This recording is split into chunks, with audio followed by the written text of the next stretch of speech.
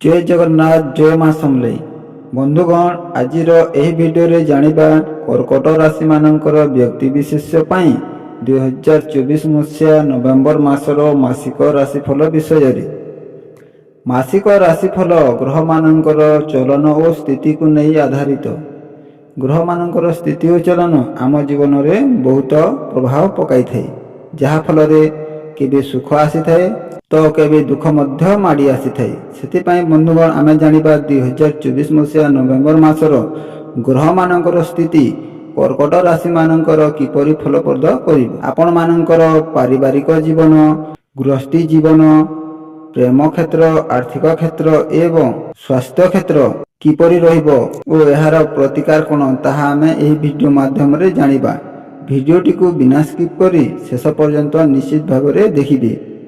आम चैनल को सब्सक्राइब करी पाखरे थिबा घंटी बटन को दबाई दियंतु ओ ऑल रे सिलेक्ट करंतु, जहा फल रे आमे अपलोड करथिबा वीडियो रो नोटिफिकेशन सर्वप्रथम पाई पारिबे। तो चलंतु बंधुगण जानिबा नवेम्बर मासर मासिक राशिफल 2024 अनुଯାयी किपरि फलप्रद करिवो। जदि आमे नवेम्बर 2024 रे प्रमुख ग्रह मानकर स्थिति रे कहिबा ताहेले राहु अनुकूल हेबे।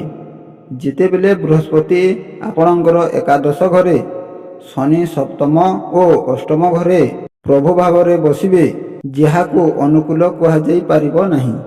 एही समय रे केतुंक तृतीय घरे एक अनुकूल स्थिति रे रहिबे। नवेम्बर मासरे आपणकर शनि कैरियर पाई दायी ग्रह हेबे। आपणक एक अनुकूल स्थिति रे रहिबे। फलस्वरूप आपणकर अधिक कार्य रे चाप बढ़ी पारे, जेउथिपाई आपण चाकरी रे संतोष अभाव चाकरी बदलाई पारंती। शनि आपणकर अष्टम घरे उपस्थित रहिबे एवं एपरि परिस्थिति रे आपणको आपणक कैरियर प्रगति पथरे समस्या सम्मुखीन हेबाको पड़ी पारे। एही बाधा विघ्न अतिक्रम करिबा परे आपण निजर भल कैरियर रे भल सफलता पाइबे। छाया ग्रह केतु आपणकर तृतीय घरे रहिबे एवं एही परि आपण नवेम्बर 2024 मध्य निष्ठा एवं साहस रे परिपूर्ण हेबे। आपण निज कैरियर रे अग्रगति देखिबे। आहुरी मध्य आपण धार्मिक भ्रमण रे जाई पारिबे। तथापि तृतीय घरे केतुंक स्थिति आपणको फलता पाई संकल्प प्रदान करिवो।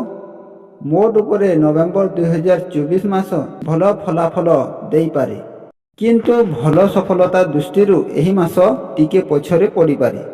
यार प्रतिकार पाई आपण माने प्रतिदिन 20 थर ओम सोमय नमः ओम सोमय नमः जप करंतु। जय जगन्नाथ जय माँ समलेई।